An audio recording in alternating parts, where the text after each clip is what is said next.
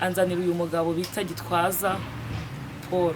yego Amunzanira mwiyereko, aramunzanira rwose ampa amakuru ye, navuga ngo meza andi atari meza, ariko atari meza suko ari umunyabyaha, atunze imbunda mu bitugu bye, ariko mbona marayika araje ayambuye uwo mugabo munini cyane wari witunze mu bitugu bye, baramurwanya bigera kure, bigeraho afata umwanzuro wo kurisohokamo. Mbona ashinze irindi torero lititwa Zion Temple. ubibona mwiyerekwa? Yego mbibona mwiyereko.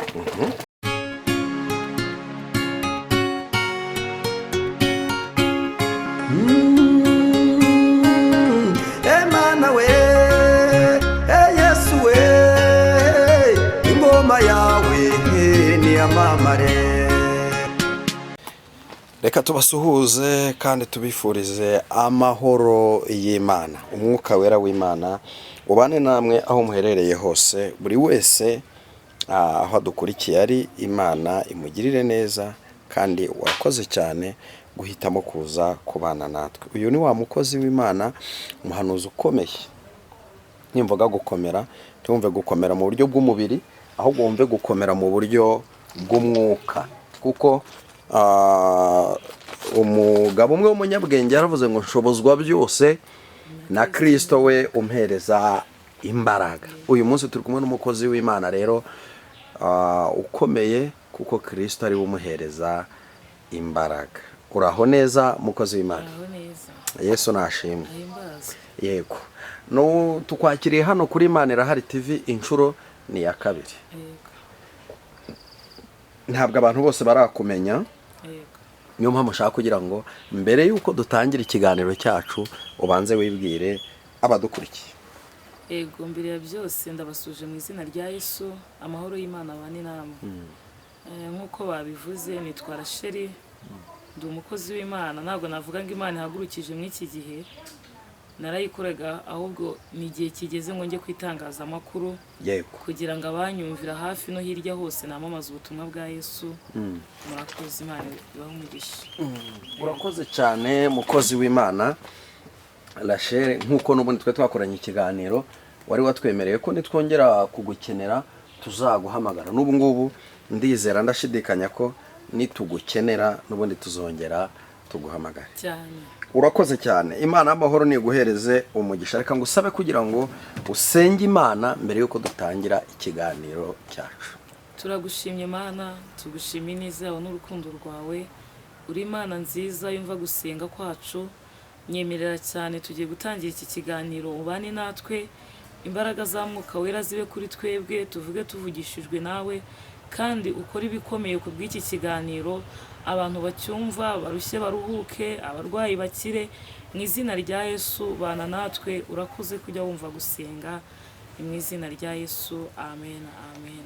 Urakoze cyane, ibane natwe kuko ari Imana ijya yumva gusenga. Imana itumva gusenga, iyo natwe ntabwo twayisenga, nta n'ikintu twavugana nayo. Yego, gusenga ni iki? Gusenga ni ukuganira n'Imana. Yego, ubuse umuntu wese usenze aganira nayo bigakunda? cyane. Gusenga ni ukuganira n'Imana. Ikindi, gusenga bibamo ibyiciro bitandukanye, ariko icyo ngewe mpagarariraho mpamya nzi ko ari ukuganira n'Imana. Yego, ubuganira n'Imana, ariko biterwa no kuyizera, kuko Imana ntigaragara amaso ku maso, ahubwo igaragarira mu bikorwa n'ibyo ikora, n'icyizere cyangwa ushingiye uko ubayeho. Kuko wakubaza ngo umwuka uhumeka uva he, nta sharijeri y'abantu ibaho. Yego, ntayibaho, nta hantu ducomekwa kugira ngo duhumeke, ahubwo duhumeka ku bwa Yesu. Rero gusenga ni ukuganira n'Imana. ako kantu nako ni gashyashya mu matwi yanyu. Yego, ko nta sharijeri y'abantu ibaho, ntayibaho. Ibaho ntabwo twapfa. Umuntu wese yajya yiranja agashaka ukuntu ayibona. Imana iguhereza umugisha. Ndabakiriye. Nyuma yo gusenga Imana, reka ngusabe kugira ngo utambutse ubutumwa bwiza Imana iguhaye, cyangwa se message Imana yo mu ijuru iguhaye. Karibu rero. Murakoze. Yego.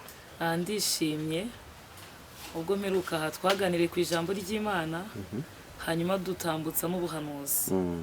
Ubu buhanuzi dutanga burya muhanuzikazi ujye ugira amakenga y'ubuhanuzi bwawe, cyangwa se ubwire Imana, kuko ubuhanuzi butavangiye muri Bibiliya, uyibaze ngo ibi bintu mpaye ubundi byanditse. Yego. Rimwe na rimwe Satani aratuvangira. Deni ngende umukobwa nshobora gukunda umusore. Yego. Hanyuma bitewe n'uko mukunda bikaba ngombwa ko nanamurota. Yego. Harota twakoze ubukwe. Ariko suko Imana yansuye. Yego. Ahubwo ya marangamutima y'urukundo yazamukiyemo, hanyuma ndyamye bari byo byigarukira. Yego. Niyo mpamvu ubuhanuzi bwose bushingiye muri iyi Bibiliya. Nshobora kubona wari ugiye gupfa ariko ukongera ukabaho. Avugana ariko ibi bintu iyi Bibiliya birimo. Hanyuma Imana ukayisobanura ukayibaza ati nyemerera umbwire ibi bintu ahantu byanditse. Ugasoma ugasanga koko hari abantu Imana yagiye izura. Yesu yazuye Lazaro amaze iminsi ngahe mu gituro yarapfuye ndetse yaranutse, ariko aramuzura. Ibyo bihita biguha icyizere ko ubuhanuzi ugiye gutanga bufite ishingiro kandi n'abatubanjije byabanyuzeho. Hanyuma ndabashimiye kuko mwakurikirana ikiganiro, kandi ndahamya ndashidikanya ko hari abahindutse cyangwa bakakira ibitangaza byabo. Imana rero ibaho umugisha. Hanyuma si ngombwa ngo nze mumpamagaye, ahubwo no mu gihe Imana yavuganye nanjye najya nkuvugisha nkaza ngatambutsa ubuhamya. Amen. Imana ishimwe. Kuko hari ijambo rivuga ngo hari abihamagaye hari n'abahamagawe. Yego. Burya nje hano wampamagaye, hari igihe wabura n'icyo uvuga. Ariko iyo numva hari ibindimo nanjye naguhamagara, kandi ndahamya ndashidikanya ko utakanga ko umuntu atambutsa ubuhamya ubutumwa bw'Imana. Hanyuma ubuhanuzi ngiye gutambutsa si uko mbubonye nyuma y'ikiganiro natanze, ahubwo nagerageje kubanza kubusengera no gushaka nyirabwo naramubuze. Wihangane nimba utakunda abantu bakuvuga ku itangazamakuru, narakubuze pe.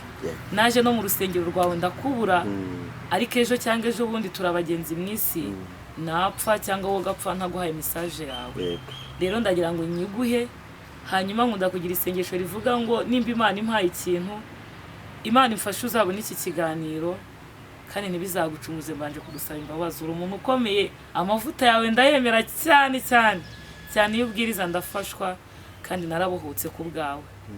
Hanyuma hari umukozi w'Imana cyangwa umugabo w'Imana cyangwa umwana w'Imana, uriya no kuvuga umukozi w'Imana njye ntabwo mbikunda cyane.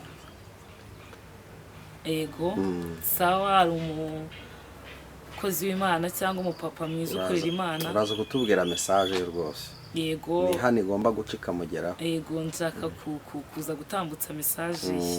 Imana ishimwe. Amen. Imana rero yaramunyiritse hano. Nzakugenda imbere. Hari ijambo Uwiteka yabwiye Kuro, aramubwira ngo yewe Kuro we, Yego. nzakugenda imbere, ahataringaniye mparinganiza, ndetse n'inzugi z'ibyuma nzazicamo kabiri kugira ngo ubashe gutambuka. Bivuze ngo nta hantu Imana itaca, mu muriro icamo, mu mazi icamo. Niyo mpamvu Imana impaye message y'umuntu, ngerageza buryo ki nshake ahantu koko ibintu byarabaye bigaruke rimwe kabiri gatatu, hanyuma nyimuhe. Nabanje kumusaba yihangane naramubuze, biba ngombwa ko nyicisha. Hanyuma iherereye muri Yesaya, niho tugiye kwisanisha n'ijambo ririmo, hanyuma muhe message ye. Muri Yesaya 45 ku murongo wa 5 haravuga ngo umva uko Imana Uwiteka ivuze, iyaremye ijuru ikaribamba, iyambuye isi n'ibiyivamo, abayituramo ikabaha umwuka, kandi abayigendaho ikabaha ubugingo. Njyewe Uwiteka naguhamagariye gukiranuka, nzagufata ukuboko, nzakurinda, nguhe kuba isezerano ry'abantu no kuba umucyo uvira abanyamahanga. Reka turisubiremo. Haravuze ngo ni Yesaya 42 ku murongo wa 5. Haravuze ngo umva uko Uwiteka, umva uko Imana Uwiteka ivuze, iyaremye ijuru ikaribamba, iyambuye isi n'ibiyivamo, abayituramo ikabaha umwuka, kandi abayigendaho ikabaha ubugingo. Njyewe Uwiteka naguhamagariye gukiranuka, nzagufata ukuboko, nzakurinda, nguhe kuba isezerano ry'abantu no kuba umucyo uvira abanyamahanga. yego Imana ishimwe. amen Haleluya. amen Haleluya. amen Imana ishimwe. amen Umva uko Uwiteka avuze. N'uyu muntu ngiye guha message muramwumva mu kanya. yego Iri jambo riravuze ngo ni njyewe Uwiteka ubivuze. amen Nakuremeye gukiranuka. yego Ndetse nkugira umucyo umurikira abanyamahanga.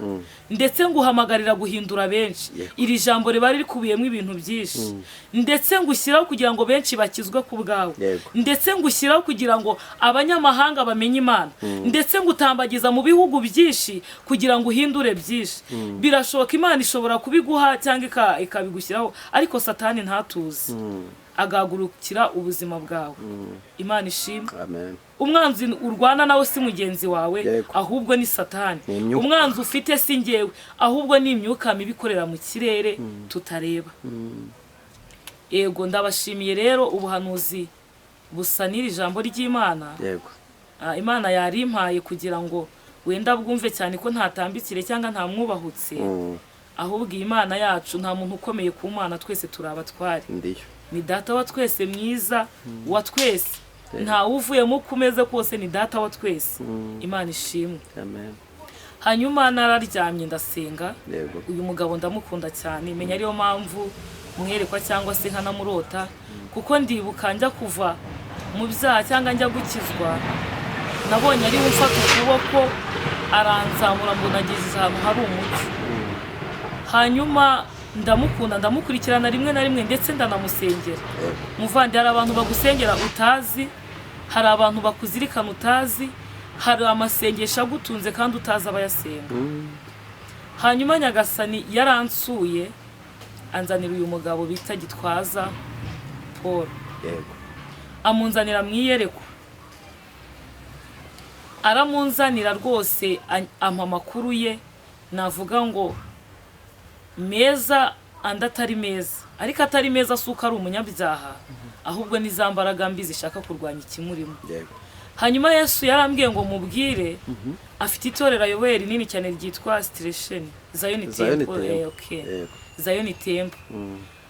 Mbona ko ahagurukiwe cyane n'abantu bafatikanyije umurimo mu iryo torero. Baramurwanya bigera kure, bigeraho afata umwanzuro wo kurisohokamo. Mbona ashinze irindi torero rititwa Zion Temple. ubibona mwiyerekwa? Yego, mbibona mwiyerekwa. Mbona Imana impaye iri jambo, irambwira ngo ntago izemera akazima, kuko yamuhamagariye kubera umucyo abanyamahanga. yego Bivuze ngo naho abantu bahaguruka, bagahaguruka n'intwaro zikomeye, ntago azigera azima, kuko yari Imana yamuhagurukije. Hanyuma Imana imbwira amagambo akomeye cyane. Mbona baramurwanyije biranga, nkuko barwanyije Daniyeli, ariko agakomeza akaba umutoni ku mwami. Biranga. Imana irambwira ngo iramurengeye, bagerageza no gushaka kumwica. Biranga. Nabonaga umuntu asa naho atunze imbunda mu bitugu bye, ariko mbona marayika araje ayambuye uwo mugabo munini cyane wari uyitunze mu bitugu bye, arayimwambura. Hanyuma Yesu arambwira ngo mubwire ngo Imana imubambiye amahema. amen Ikindi Yesu arambwira ngo hari impapuro aciye ku buzima bwe. Abana b'abantu bazamuye impapuro mpimbano ku buzima bwe kubw'ishyari ry'abadayimoni, ariko Yesu yavuganye nanjye muri iryo joro arambwira ngo izo mpapuro araziciye. Imana ishimwe. amen Imana ishimwe. amen Ubu butumwa bwumve kandi abufate. Ndabizi n'umuhanuzi ukomeye, ariko nanjye Imana yamuntumyeho.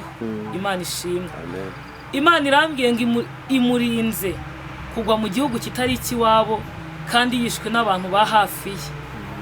Imurinze abagambanyi ba bugufi be, bicarana mu murimo w'Imana, bakicarana mu ruhimbi, bakajyana mu modoka mu ivugabutumwa. Ariko Yesu arambwira ngo imurinze abo bantu bamwicira mu gihugu cy'ahandi kitari iwabo, akibagirana ndetse n'umurambo w'ukabura. Ariko Yesu arangije arambwira ngo yibutse imirimo ye, yibutse ko yagaburiye abantu, yibutse ko ijambo rye ryabohoye abantu. Navuze ngo ni nkaho ahanine ari we watumye njya mu bintu by'Imana. Naramukurikiranaga cyane, rimwe na rimwe nkamumvaho amateka atari meza, ariko hari ibintu byinshi batuvuga tudakora. Ariko ijambo ryarambwiye ngo uko wiyizi, ubundi uko niyizi njyewe, niko Imana inzi, uko abantu banzi si uko Imana inzi. Rero niyo message yiwe nari mfite, Imana imwongereye igihe cyo kubaho. Amina. Gusa Imana ifashe ikurikira ubu buhanuzi azabubone. Nubwo buhanuzi nari mufitiye, Imana imuhe umugisha kandi bumugereho. Yego. Imana ishimwe. Amen. Hanyuma nawe rero udukurikiye, Imana ikugirire neza, Imana igutabare, ikurwanirira intambara. Imana ishimwe. Hari umuririmbyi uvuga ngo mu ijuru imbere y'Imana afite umuntu umvugira. Ni umukuru w'abatambyi kandi yitwa Rukundo. Imana ishimwe. Haleluya. Amina. Icyamu uwo mugabo nawe akakuvugira. Ni umukuru w'abatambyi kandi yitwa Rukundo. Mbere wambajije ngo gusenga ni iki? Yego. Ndakubwira ngo nukuganira n'Imana. Hanyuma iyo utinze usenga, wakira izindi mbaraga. Iyo utindanye n'Imana, wakira ibindi bintu bidasanzwe. Witinda ku buhanuzi, witinda ku byo abantu bakuvuze. Ndagira ngo nkubwire, Imana ntiyitaye ku byo bakuvuze, ahubwo Imana yitaye kuri wowe. Imana ishimwe. Haleluya. Jya wizerera mu isengesho, nurangiza wizerere mu ijambo ry'Imana. Imana ishimwe. Haleluya. Wowe urira icyampa Imana ikaguhoza, wowe ubabaye icyampa Imana ikaguha kwishima. Imana itugirire neza. Nyemerera cyane nawe wakira ubu buhanuzi, wumve ko Imana ikugiriye neza, wumve ko Imana ikubatuye, wakira agakiza k'Imana. Imana ishimwe. Biragatsindwa kuba twarabaye imbere y'Imana tugasa nk'abantu bataye umwanya ntituzayibona. Hari igihe umuntu ambaze ikibazo gikomeye, akambaza atari korashe igihe wasengeye n'igihe usenga, kuri finali bakubwiye ko Imana itabaho, wabigenza ute? Imana ishimwe. Amen. Haleluya. Amina. Niyo mpamvu bigoye kugira ngo umuntu akizwe cyangwa yakire Yesu. Ndagira ngo ngutangarize wowe wibaza ko Imana ibaho, nta nubwo ubwo bushakashatsi uzabukora ngo ubugereho. Imana ibaho. Yego. Nababwiye ngo uyu mwuka duhumeka tuwuhabwa n'Imana. Nicyo cyambere kitwereka ko Imana iriho. Kandi koko iriho. Imana ishimwe. Haleluya, haleluya. Iyi Imana ikora ibintu bitangaje. Imana ishimwe. Kandi irafatika. Kandi ikora ibintu bikomeye. Haleluya. Hanyuma nongeye kongera mbona hagiye kubaho ikindi gihe cyo gufunga insengero. Imana ishimwe. Abantu benshi babona bafunze insengero bakagira ngo ahari n'abayobozi bacu batwanze. Ntago batwanze burya biri mu mugambi w'Imana. Hari igihe kigera abantu ugasanga buriya n'Imana ibibirimo, burya nta kintu kibi Imana itakiba ikirimo. Ubuyobozi bwose ubundi bukorana n'Imana. Kuko nta tegeko bwashyiraho Imana itabushyizeho. Rero hagiye kubaho igihe umuntu agiye gutungwa nayo yasenze, cyangwa ugatungwa n'ijambo wafashe mu mutwe wawe. Haleluya. Ubu nshobora kukubaza ngo nsomye gwiki mu minota ingahe ishize ntuhibuke, ariko igihe kigiye kuza hagiye kubaho ko umuntu atungwa n'ibyo yamize. Imana ishimwe. N'ibyo yamize hagiye kubaho igihe cyo gufunga insengero. Imana ihimbazwe. Amen. Wowe wenyine ukajya ufashwa uri mu rugo rwawe, wisenga kuko uri mu rusengero, wisenga kuko uri mu masengesho ya korari, wisenga kuko wagiye kubwiriza, wivuga Imana kuko uri kwitangazamakuru, ahubwo igihe cyose jya uhamya ko Yesu ari umwami. Hagiye kubaho igihe hagiye gufunga insengero, bagiye kuzifunga pe, n'ubundi barazifunze. Imana ishimwe. Ariko si umugambi w'abayobozi, ahubwo ni umugambi w'Imana. Haleluya. Abantu bababariye mu nzu y'Imana, ariko nimba ubabariye mu nzu y'Imana wihahunga. Nshuti yanjye unkurikiranye, nababariye mu nzu y'Imana ndetse ndivumbura numva ko mbivuyemo, ariko ndungurutse hanze nsanga naho ni habi cyane. Imana itugirire neza. Ngiye hanze nsanga ni habi, nsanga naho hari agahinda kenshi, nsanga naho hari ibintu byinshi bibabaza umuntu, ariko no mu nzu y'Imana birimo. Hari umuririmbyi ugiririmba akavuga ngo ijya yemera ko ibintu byose bitugeraho. Ufite igikomere wakuye mu nzu y'Imana wumva urahahuzwa. Imana ishimwe. Uwagushumbye yarakubabaje, dirija wawe yarakubabaje, umuririmbyi wawe arakubabaza, ariko wihungira hanze nta cyiza gihari. Hanze hari ibibi. Umuririmbyi yaravuze ngo hazaba imbwa n'abarozi. Ntabwo ari hanze mu bihugu, ni hanze y'Imana. Imana ishimwe. Unyemerere cyane wowe ufite igikomere wakomerekeye mu nzu y'Imana. Bibaye ngombwa, si ngombwa ko mbivuga ku itangazamakuru, wazampamagara nkaguha ubuhamya. Kandi ubu ngubu ndakomeye mu nzu y'Imana, mvuga gukomera kw'Imana, mvuga ineza y'Imana. Yesu yaranyomo yarangije aramfuka n'igikomere n'inkovu byose abikuraho. Haleluya. Amen. Ndagira ngo ntangarize rero umuntu wese waba arakomerekeye mu nzu y'Imana, garuka mu nzu y'Imana. Ahari Imana yagiraga ngo ikwereke uwo muri kumwe cyangwa uwo muhagararanye, Imana iduha umugisha. Amen. Haleluya. Amen. Haleluya. Amina. Haleluya. Amen. Haleluya. Amen. Imana ihimbazwe. Yego. Nkunda gutera haleluya kuko zirabohora. Zirabohora. Uyu ziteye hari ibintu byinshi biriduka. Ziraridura cyane. Hanyuma nawe wikirije ngo amen uvuze ngo bibe bityo. Haleluya. Amen. Imana ishimwe rero ndabakunda kandi mpagurukijwe no kwamamaza ubutumwa bw'Imana kandi bwiza kandi butavangiwe. Umuririmbyi yaravuze ngo nubona ko mbyibagiwe, Imana ishimwe. Abantu benshi baribagiwe.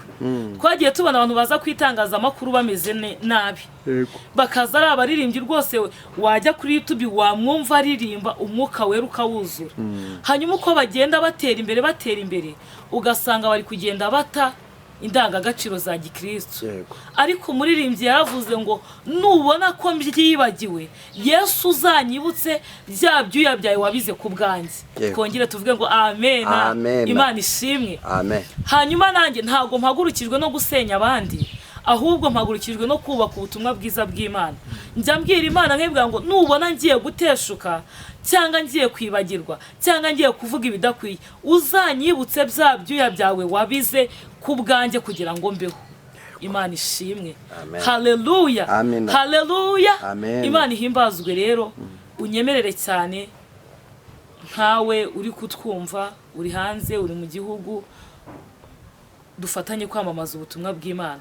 Nubona aka kavideo kohereza abandi, ushobora kukohereza umusambanyi agakizwa, ushobora kukohereza umwicanyi akavuga ati uko biri kose iri jambo noneho rirampumurije, mfashe umwanzuro, mureke dufatanye twamamaza ubutumwa bw'Imana. Hanyuma niho umuntu umwe yahinduka, Yesu azaguhembera uwo nguwo. Imana ishimwe. Ndabashimiye rero nanone ko mwongeye kwemera mukantega amatwi mukankurikirana. Imana ibaho umugisha, murakoze. Amen. Urakoze cyane mukozi w'Imana kubw'ijambo ryiza uduhaye n'amagambo meza uduhaye. Ariko utambukije message ikomeye. Shaka kukubazaho ibibazo bikeya. Nanone ntago ari ibibazo bikomeye kuko ngewe ntabwo mbeshejweho hano no kubaza ibibazo, ahubwo ndi hano kugira ngo twubakane, twubake ubwami bw'Imana. Uyu mukozi w'Imana nyuma y'uko ugize iyerekwa rikomeye wafashe umwanya urasenga. Warabisengeye. Imana yakubwiye ko azabicamo akagumaho, ko bizagenda gute? Azabicamo no kubigeraho mo azabigeramo. Hari ikintu abantu kijya gituma abantu bagwa. Umuntu akaza mu nzu y'Imana akibwira ko ubwo finali y'ibibazo irangiye. Gusenga ntago bikuraho ibibazo cyangwa ingorane cyangwa gusonza cyangwa kwambara umwenda umwe. Ibyo ntago bikuraho. Kandi nanone ibyo ucamo ntago bikuramo ko Imana itakuzi. Ahubwo ikintu gusenga bidufasha, byaba bintu iyo uriho ubicamo ubifata nk'ibitariho. Hanyuma ukirinda gusakuza. Kubinyuramo azabinyuramo, ndetse bimwe na bimwe azabibona, ariko ntacyo azaba, azahatambuka gitwaye. Noneho Imana n'ubundi baramaze kubona ko bizabaho, ahubwo icyo tuba dusabwa no gusenga kugira tugire imbaraga zo kubicamo. Urazi hari inkuru z'abagabo bataye mu muriro, bibwira ngo barashya cyangwa bapfe, ariko ngo wa muriro bawusohotsemo nta n'umwotsi ubanukaho. Aho ngaho rero wagira ngo nibwo nyinjije mu kiganiro neza. None se kwari igihe wumva umuntu agutelefonnye akakubwira ngo senga amasengesho y'imisenda 3 kugira ngo ikintu runaka gikurweho, kiba cyaje se ubwo kiba kiri buze? Kandi mbonye ko ahubwo umuntu asenga kugira ngo abicemo, abone imbaraga zo kubicamo. Kandi umuhaye n'urugero rw'isi. Abo bagabo bubahaga Imana cyane, bagakorera Imana, ariko bararenga bajya hehe? Bajya mu babata mu muriro. Imana irabyeye. Ariko mu muriro ntibagira gute? Ntibashye. shaka unsobanurira ako kantu niwe wa mbere nakiriye ukakavuga. Urumva ikibazo bakigezemo kandi atari uko batutse Imana. None abantu barasenga amasengesho ngo ibibazo biveho. Aho rero Imana ifite iyihe nyungu mu kwemera ko ibibazo bitubaho? Urakoze cyane. Hanyuma Imana inyungu ifite ku bibazo bitubaho, ndabaha urugero, ngiye nkunda gukoresha Bibiliya. Umugabo bita Yobu yubahaga Imana, ntabwo ari nkatwe umukanya nshobora kugera ku muhanda ngacumura, bibaho, twambaye umubiri. Uyu mugabo ngo yubahaga Imana akirinda ibibi byose. Hanyuma ngo Satani Yesu akajya mwirata cyane.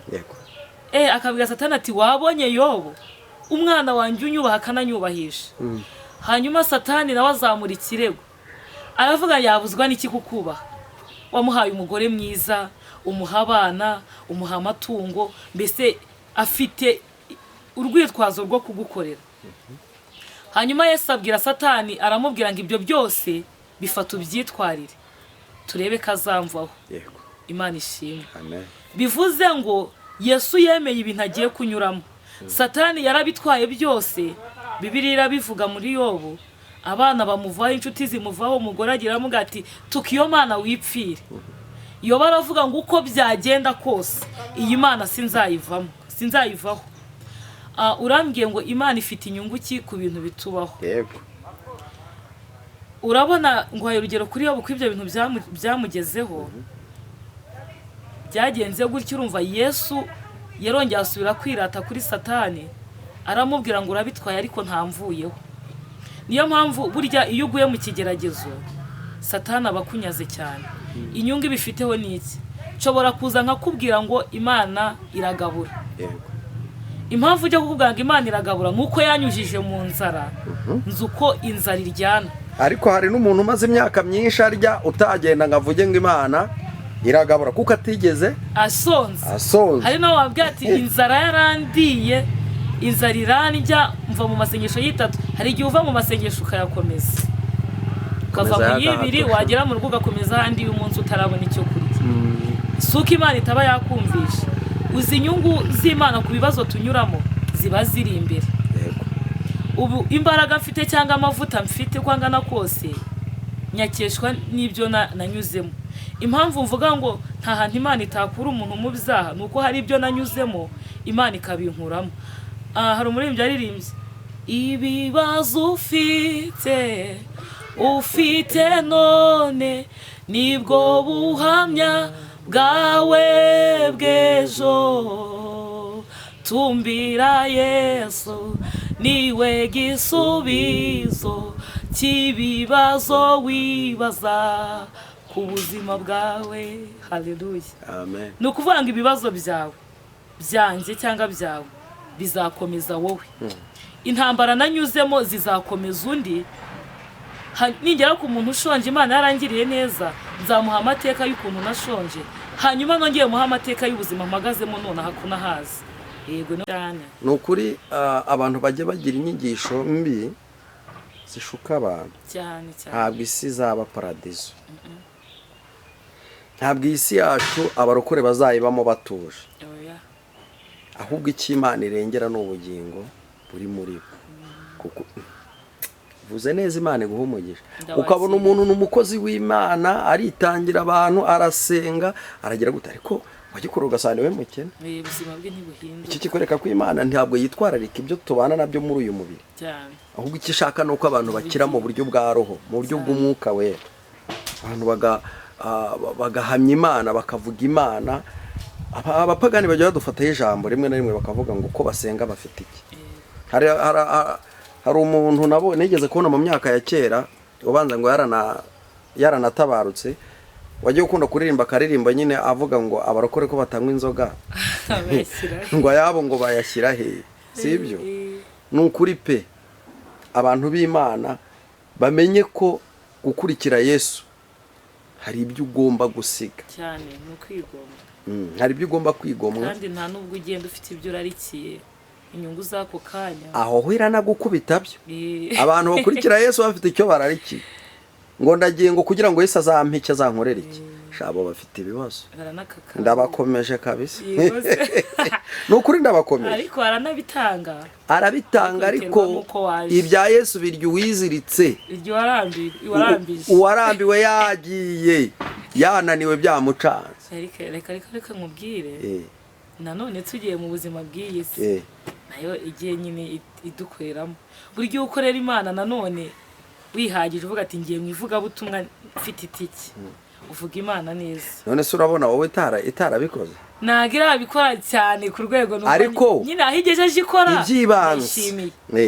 iby'ibanze yarabikoze hari n'ibindi izagukorera kurushaho sibyo ariko hari imyaka wababayemo abantu rero barashaka gutabarwa barashaka guhirwa bataraca mu bubabare icyo kibazo ntubona Kristo yaravuze ngo ndagiye ungiye kwa data ngo kandi nzaba nicaye iburyo bwe yego ngiye kubategurira haleluya aho muzaba yego ariko mbere yuko agiye kuba muri ubwo buzima buryoshye yacumiswe icumu yarakubiswe yarababajwe nta n'amazi yanyoye nta n'amazi yari yanyoye aho bamuzengurukije hose kwa Kayafa kwa Pilato ahantu hose baramutwara kugeza ubwo bamugejeje i Nyabihanga bajya kumubamba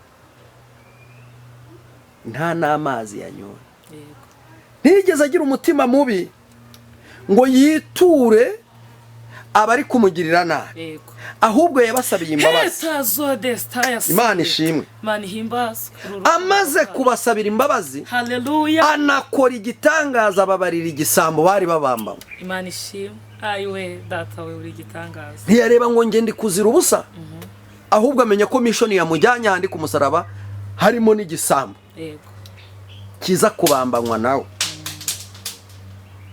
yarazi ibyarimo abantu baje kwibaza ngo ibyo ndi kuvuga ngo ntibyabaye ngo ntabwo ari mu buzima bwiza ngo ntago ameze neza sha bitonde barebe akimara kuzuka nta muntu wemeraga nta muntu uretse wa mugabo nyine wemeraga abonye yamubwiye ati ngwino nkoreho kuko umuzimu ntagira inyama n'amaraso ngo arangije araza mukoraho amaze kumukoraho ngo babaga bicaye bari mu nama runaka y'uburyo bagiye kuvuga ubutumwa bakabona arahageze ngo arabagirana haleluya haleluya haleluya amen Imana ishimwe arabagirana cyane bya byuya bivanze n'amaraso y'Imana yarabihanaguye za nkovu Imana yarazikijije ngo arabagirana ngo bakabona bagezeho ngo ntibamenye igihe yagendeye ngo bakabona aragiye ngo ariko agiye kugenda arabasezerera arababwira ngo sinzongera kubana nawe ahubwo nagiye Imana ishimwe ngo ariko wowe Petero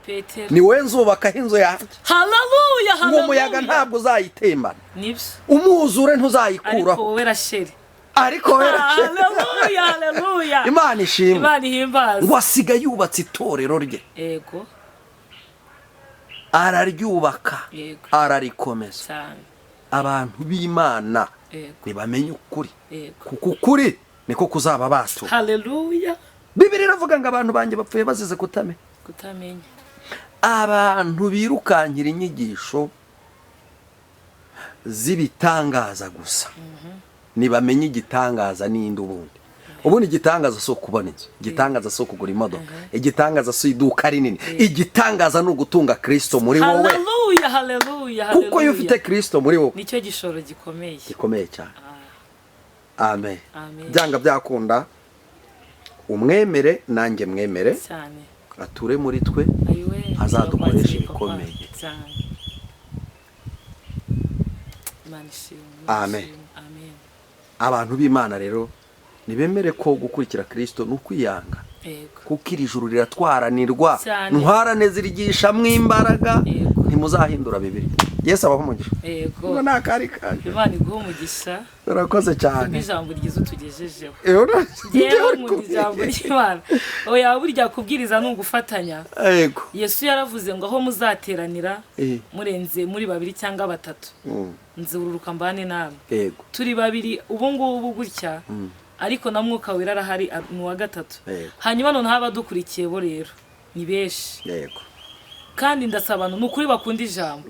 Nimba hari ikintu kibohora ni ijambo ngiye nkunda ijambo ry'Imana. Mfite umushumba bita Kamarade. Harya ubundi usengera hehe? Sengera mu itorero bita Girugari. Yego. Riyobowe na pasiteri witwa Pascal Kamarade. Yego. N'umushumba mwiza ndanamusuhuje. Turamusuhuje Imana y'amahoro. Imuha umugisha, imbaraga n'amavuta no kwaguka azagire ubuzima bwe. N'umuhanuzi w'Imana. Yego. Iyo umusanze arakuzamura mu buryo bw'umwuka ndetse akagerageza kugera kure hashoboka. Yego. Rero ndamusuhuje kandi ndanamushimiye kandi namwe mudukurikiranye ndabararitse tugira ibihe byiza turasirimba twuzura umwuka w'Imana mbese Imana ivugana natwe abarwayi barakira muzaze kudusura n'ukuri. Amen. Yego ndabasuhuje muzaze we. Yego.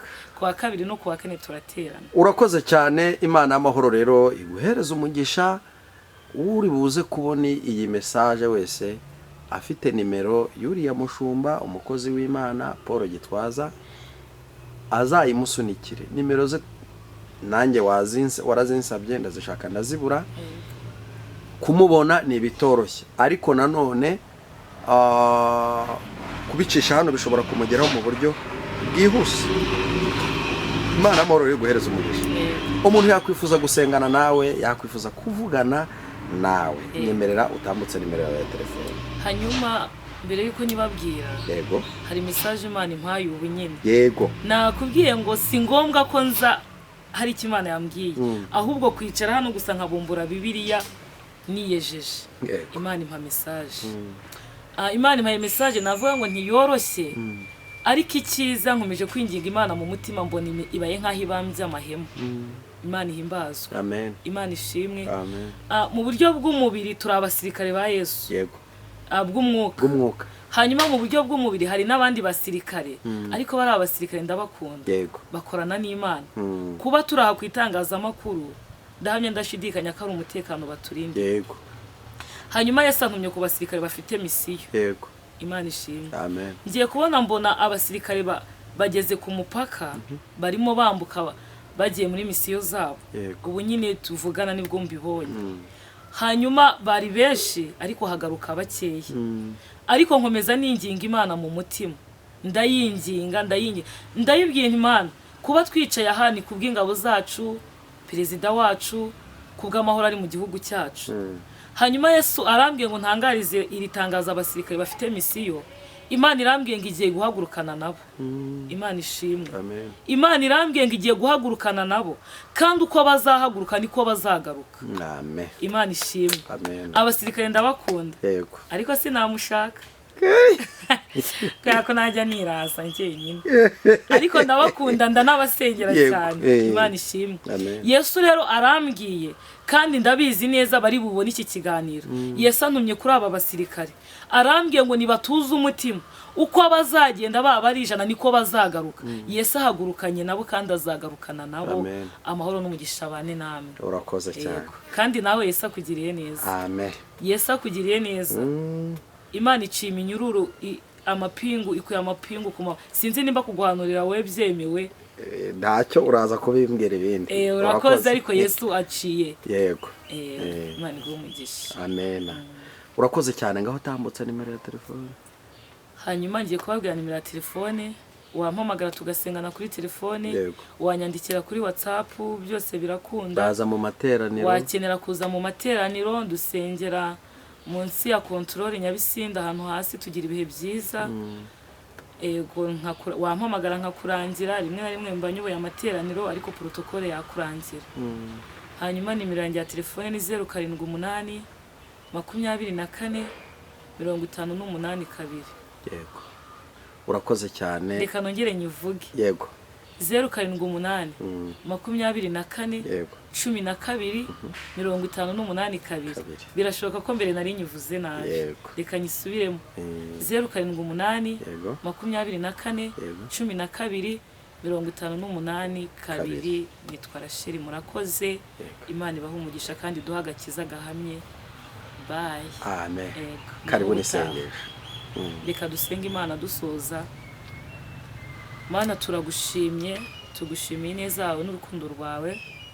Ndagushimye ko wemera ko ubu butumwa se cyangwa ubuhanuzi cyangwa iri jambo ryawe ritambuka rikurikirane, kuko ntanzi ibyanjye, ahasigaye n'ahawe.